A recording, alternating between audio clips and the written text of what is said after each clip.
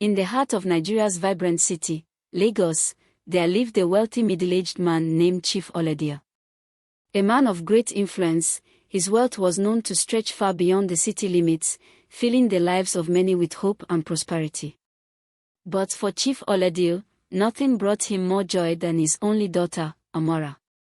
His beloved wife had passed away 2 years prior, leaving a void in his heart that only Amora could somewhat fill. The memory of his wife lingered in every corner of their grand home, a home that now felt emptier despite its opulence. Amora, a graceful young woman with a heart as kind as her late mother's, was the light of Chief Oladio's life. She was the epitome of beauty and grace, her presence like a gentle breeze that calmed the soul. Though still mourning her mother's loss, she remained resilient, determined to keep her father's spirits high. However, loneliness began to weigh heavily on Chief Oladio. He had everything a man could want: wealth, power, and a beautiful daughter, but he lacked companionship.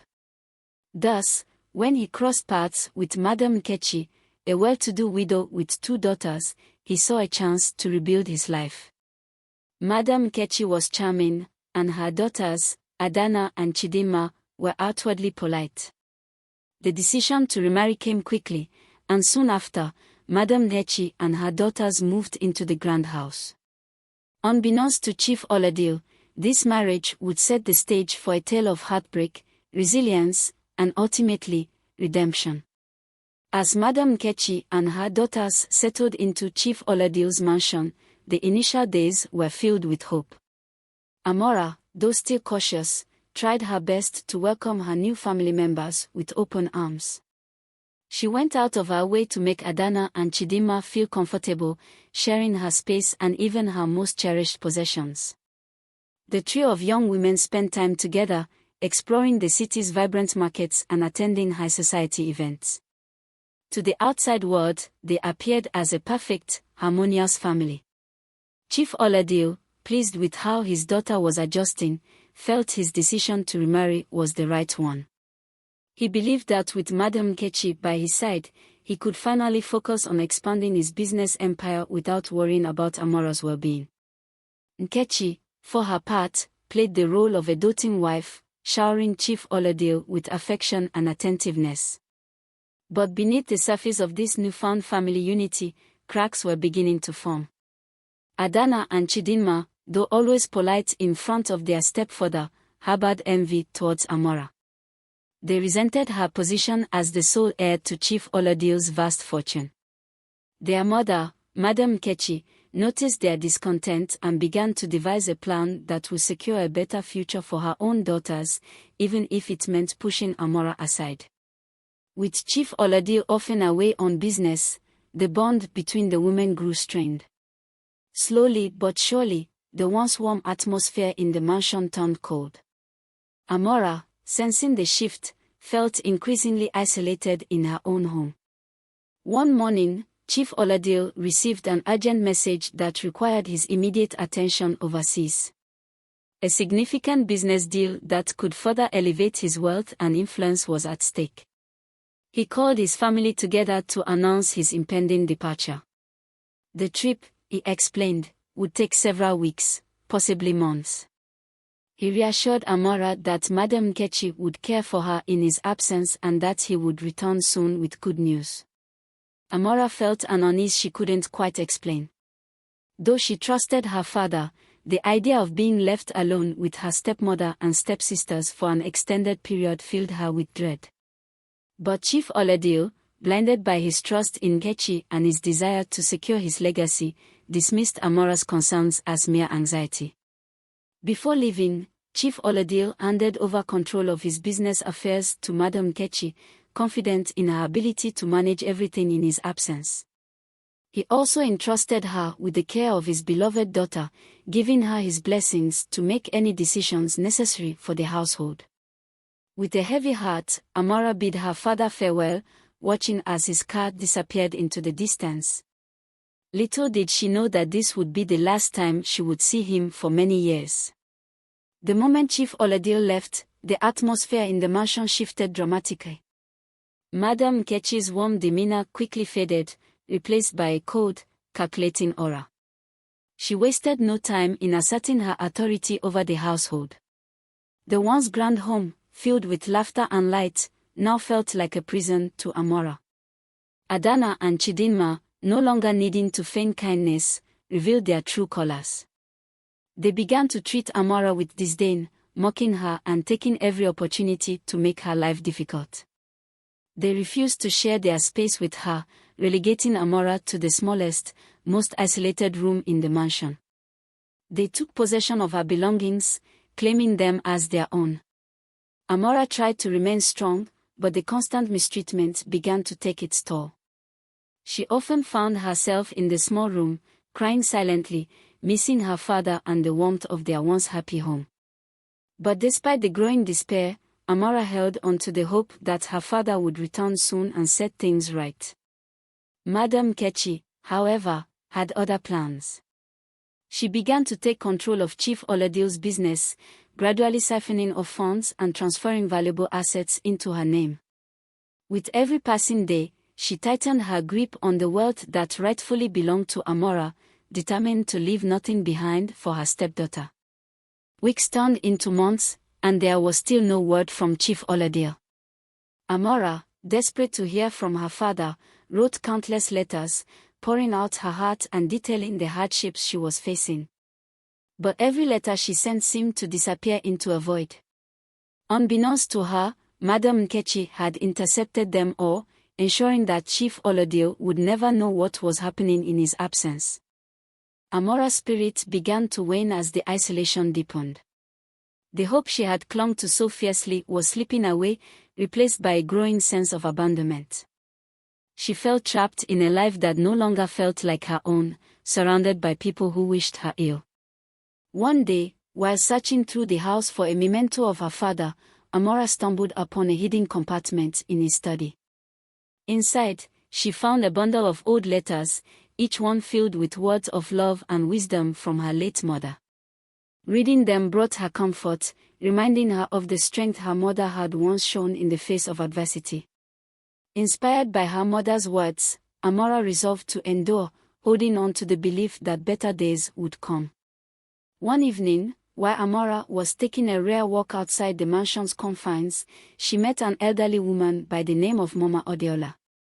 This woman, who lived in a small, modest house at the edge of the estate, had once been a servant in Chief Oladile's household. She had known Amora since she was a child and had always harbored a deep affection for her. Seeing the sadness in Amora's eyes, Mama Adeola invited her inside for a cup of tea. Over the course of their conversation, Amora confided in Mama Adeola about the mistreatment she was facing at the hands of her stepmother and stepsisters. Mama Adeola listened patiently, offering words of comfort and encouragement. She assured Amora that she was not alone, and that there were still people in the world who cared for her deeply. From that day on, Amora and Mama Adeola formed a secret friendship. Whenever Amora could escape the oppressive atmosphere of the mansion, she would visit Mama Adeola, finding solace in her company. The elderly woman, with her wisdom and kindness, became a source of strength for Amora, helping her to endure the challenges she faced at home. Mama Adeola also began to share stories of her own life, filled with lessons of resilience and hope. These stories, rooted in the rich traditions of their ancestors, reminded Amora of the importance of faith and perseverance. As the years passed, the absence of Chief Oladile became more pronounced. Rumors began to circulate in the city, with some speculating that he had met with an untimely demise, while others suggested that he had abandoned his family for a new life abroad. Amora refused to believe any of these rumors, holding on to the belief that her father was still out there, trying to find his way back to her. Madame Kechi, on the other hand, was quick to capitalize on the uncertainty surrounding Chief Oladile's disappearance. She began to spread the rumor that he had left for good, and that the estate now rightfully belonged to her and her daughters. With no one to challenge her claims, she succeeded in gaining full control of the family's wealth and assets. Amora, though devastated by the rumors, clung to the hope that her father would return and expose the lies. but with each passing day, the possibility of his return seemed less likely. The mansion, once a symbol of her family's prosperity, now felt like a cage, trapping her in a life of misery. Despite her despair, Amora continued to visit Mama Adeola, drawing strength from their conversations. The elderly woman, sensing the growing darkness in Amora's heart, began to teach her about the ancient spiritual practices of their ancestors. She taught Amora how to connect with the spirits of the land, and how to find guidance and protection in the face of adversity. One night, as Amora sat by the fire in Mama Adeola's home, the elderly woman began to tell her about the spirits that resided in the land. These spirits, she explained, were the guardians of their people, watching over them and guiding them through life's challenges. They could be called upon in times of need, offering protection and wisdom to those who sought their help with pure hearts. Amora listened intently, her heart filled with a newfound sense of hope. Mama Adeola told her that the spirits had been watching over her all along, waiting for the right moment to reveal themselves. She encouraged Amora to visit the sacred grove at the edge of the estate, where the spirits were known to dwell. The next day, Amora made her way to the sacred grove, her heart pounding with anticipation. As she entered the grove, she felt a strange sense of calm wash over her. The air was thick with the scent of ancient trees and the sound of rustling leaves. She knelt down, closed her eyes, and called out to the spirits, asking for their guidance and protection. To her amazement, she felt a gentle breeze brush against her cheek, as if in response to her call. She opened her eyes and saw a faint, shimmering light hovering in front of her. The light seemed to dance in the air, leading her deeper into the grove. Amora followed, her heart filled with awe. At the center of the grove, the light grew brighter, revealing the outline of a figure. The figure spoke to her in a soft, melodic voice, telling her that she was not alone, and that the spirits would guide her through the trials ahead. The figure assured her that her father was still alive, and that he would return when the time was right. Amora left the grove that day with a renewed sense of purpose. She knew that the road ahead would be difficult, but she was no longer afraid. The spirits of the land were with her, and she would find the strength to overcome whatever challenges lay in her path. With the spirits' guidance, Amora began to find new ways to endure the cruelty of her stepmother and stepsisters. She no longer let their harsh words and actions break her spirit. Instead, she focused on honing her inner strength and resilience, knowing that one day, the tides would turn in her favor. Madame Kechi and her daughters, oblivious to the change in Amora, continued their reign of terror. They had grown accustomed to their life of luxury, spending extravagantly on themselves while neglecting Amora's basic needs. But despite their attempts to break her, Amora remained steadfast, drawing strength from her connection with the spirits. One day, while visiting Mama Adeola, Amora received a message from the spirits. They warned her of an impending danger, one that could destroy everything she held dear. The spirits told her that she must act quickly to protect herself and her father's legacy. Amora knew that the time had come to take control of her own destiny. She could no longer wait for her father to return and save her. With Mama Adeola's help, she began to devise a plan to reclaim her rightful place in the family and to restore her father's name. As Amora quietly prepared to reclaim her life, strange things began to happen in the mansion. Madame Kechi started to experience unsettling dreams, filled with visions of Chief Olodil returning and demanding justice for his daughter. The once confident woman began to grow paranoid, constantly looking over her shoulder as if expecting her husband to walk through the door at any moment. Adana and Chidinma, too, were plagued by bad luck. Their beauty, which they had once taken great pride in, began to fade, and they found themselves shunned by the very society they had sought to impress. No longer the center of attention, they grew bitter and resentful, turning on each other in fits of jealousy. Amora, observing their unraveling, knew that the spirits were working in her favor. She continued to visit the sacred grove, seeking guidance and strength as she prepared to confront her stepmother and stepsisters. Mama Adeola, aware of the growing tension in the mansion, advised Amora to remain patient. The time would soon come when Madam Nkechi and her daughters would be forced to face the consequences of their actions. Until then, Amora was to continue drawing strength from the spirits and to trust in their wisdom. One day, while cleaning the house, Amora stumbled upon an old, dusty chest hidden in the attic. Curious, she opened it and found a collection of her father's most prized possessions, including a map and a letter addressed to her. The letter, written by Chief Oladio before his departure, revealed the location of a hidden treasure, one that he had kept secret from everyone, including Madam Nkechi. In the letter, Chief Oladio explained that the treasure was meant to secure Amora's future, should anything ever happen to him. He urged her to use it wisely and to protect it from those who would seek to take it from her. Amora's heart raced as she realized the significance of what she had found. This treasure could change everything, giving her the power to reclaim her rightful place in the family and to restore her father's legacy. With Mama Adeola's guidance, Amora decided to keep the discovery of the treasure a secret for the time being.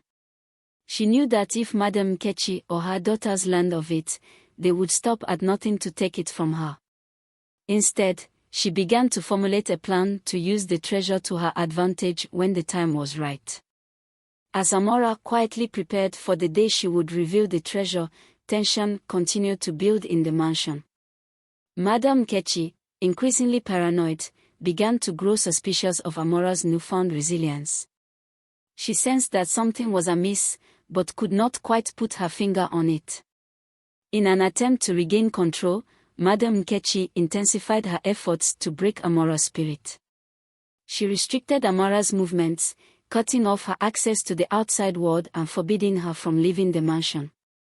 But despite the increased oppression, Amora remained calm and composed, refusing to let her stepmother's cruelty defeat her.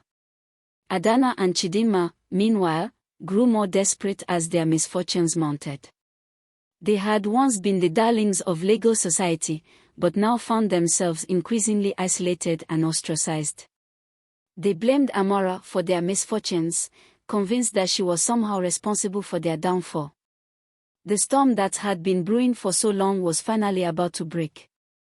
One fateful evening, just as the sun was beginning to set, a carriage pulled up to the gates of the mansion. The servants, who had grown accustomed to Madam Nkechi's iron rule, were startled to see a figure stepping out of the carriage, a figure that looked remarkably like Chief Oladia. Word quickly spread through the mansion, and soon the entire household was in an uproar.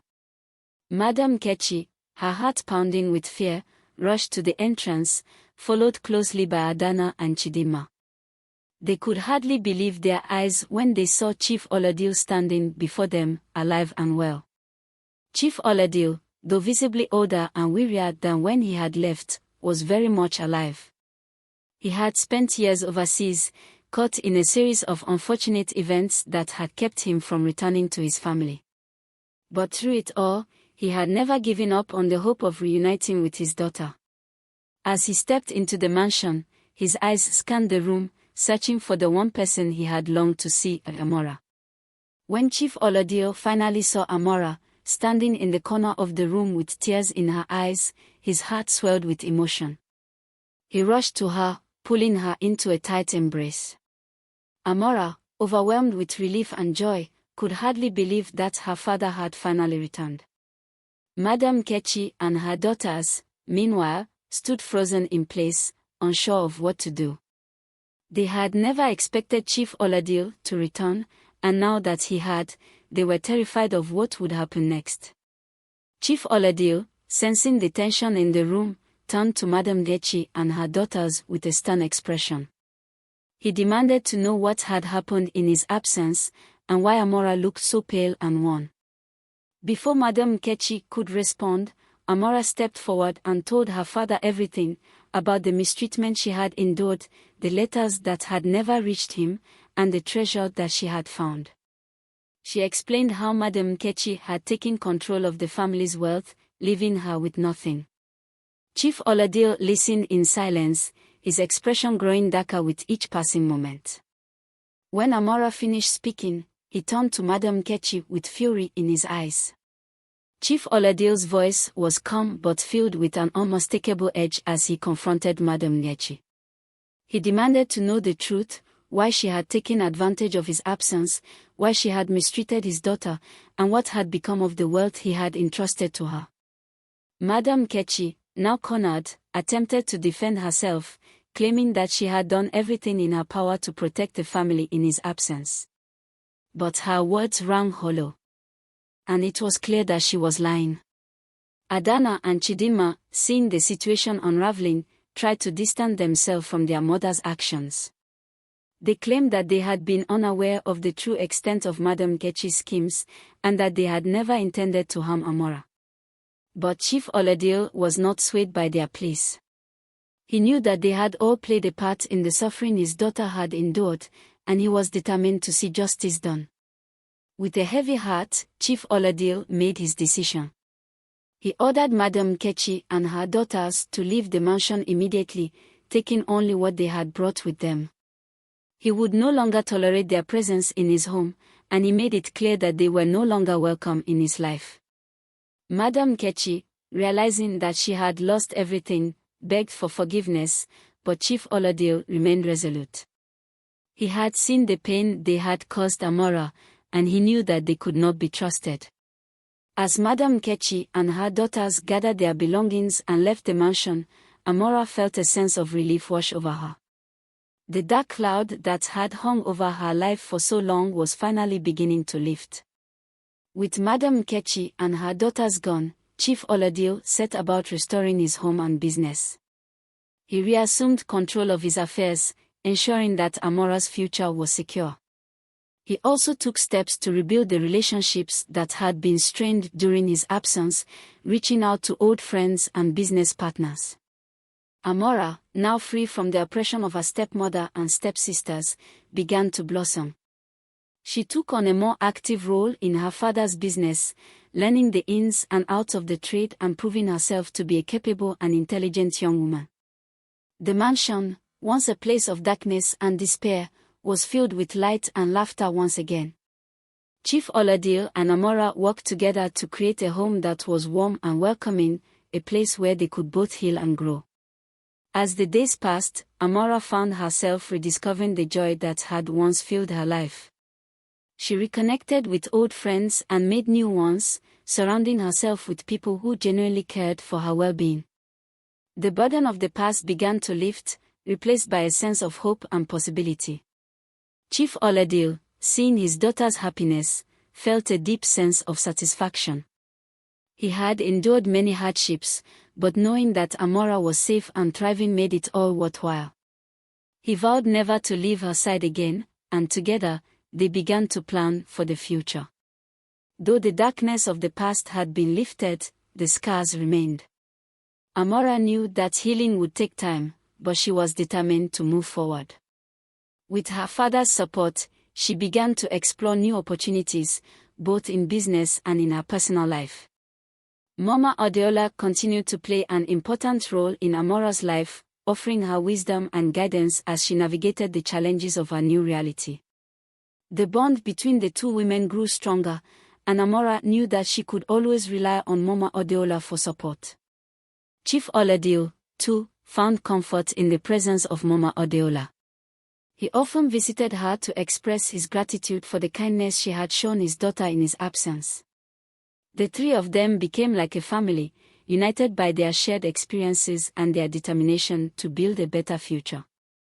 As time passed, Amora and Chief Oladil began to look towards the future with renewed hope.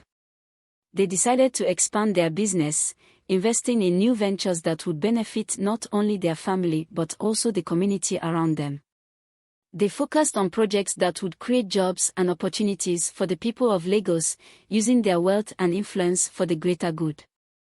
Amora, now a confident and capable young woman, took on a leadership role in the family business. She was determined to carry on her father's legacy and to ensure that the name of Chief Oladil would be remembered for generations to come. Together, Father and daughter built a new life, one filled with hope, love, and endless possibilities. One evening, as Amora walked through the sacred grove, she felt the presence of the spirits once again. They had guided her through the darkest times of her life, and now they had one final message for her. The spirits told her that her journey was far from over. Though she had overcome great challenges, there would be more trials ahead. But they assured her that she was strong enough to face whatever came her way, and that they would always be there to guide her. Amora thanked the spirits for their guidance and vowed to honor their wisdom in all that she did. She knew that her connection to the land and its spirits was a source of great strength, and she promised to pass on this knowledge to future generations. One day, as Amora was working in the family's office, a man arrived with an important message. He was a wealthy merchant from a distant land, and he had come to repay a debt he owed to Chief Oladipo. Many years ago, Chief Oladipo had helped the merchant in a time of need, and the merchant had never forgotten his kindness. The merchant presented Amora with a chest filled with gold and jewels, a token of his gratitude. He explained that he had spent years searching for Chief Oladipo, but had only recently learned of his return to Lagos.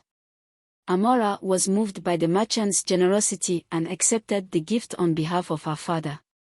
She knew that this unexpected fortune would be a blessing, allowing them to further expand their business and continue their work in the community. With the newfound wealth, Chief Oladipo and Amora faced a decision. They could continue to expand their business in Lagos, or they could use the money to explore new opportunities in other parts of the country. After much discussion, they decided to do both. They would invest in their hometown while also branching out to other cities, bringing prosperity to even more people. Amora was excited about the possibilities. She had always been curious about the world beyond Lagos, and now she would have the opportunity to explore it. With her father's blessing, she began to make plans for their expansion, focusing on cities where they could make the most impact. Chief Oladipo, proud of his daughter's ambition, encouraged her to pursue her dreams. He knew that she was more than capable of leading the family business into the future, and he was eager to see what she would accomplish. With their plans in place, Amora set off on her journey to explore new opportunities for the family business. She traveled to several major cities in Nigeria, meeting with local leaders and business owners to discuss potential partnerships. Everywhere she went, she was met with admiration and respect, not only for her business acumen but also for her commitment to improving the lives of others. As she traveled, Amora continued to draw on the wisdom of the spirits and the lessons she had learned from Mama Odeola. She knew that her success was not just about making money, but about using her resources to make a positive impact on the world. Chief Oladipo, meanwhile, continued to manage the family's affairs in Lagos. He was impressed by the reports he received from Amora, and he knew that she was on the path to greatness. During her travels, Amora met a young entrepreneur named Tond. He was a visionary leader with a passion for innovation, and he had developed a new technology that could revolutionize the way businesses operated in Nigeria. Amora was immediately impressed by his ideas and saw the potential for a strong partnership. Tond, in turn, was captivated by Amora's intelligence and determination. He admired her vision for the future and her commitment to her community. The two of them quickly formed a bond, both professionally and personally. Together, they decided to launch a new venture that would combine their strengths and create something truly transformative. The partnership was an instant success, and their business quickly became one of the most respected in the country. After several months of travel and hard work, Amora returned home to Lagos. She was eager to share the success of her journey with her father and to begin the next phase of their plans. Chief Oladipo was overjoyed to see his daughter again and proud of all that she had accomplished. He knew that their family business was in good hands, and he was confident that Amora would continue to lead it to new heights. As they sat together in the mansion, reflecting on the past and planning for the future, they both felt a deep sense of fulfillment. The hardships they had faced had only made them stronger, and they were ready to take on whatever challenges lay ahead. Word of Amora's success spread quickly throughout Lagos, and the community came together to celebrate her achievements.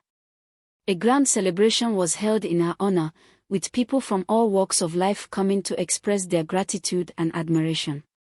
Amora was deeply touched by the outpouring of support.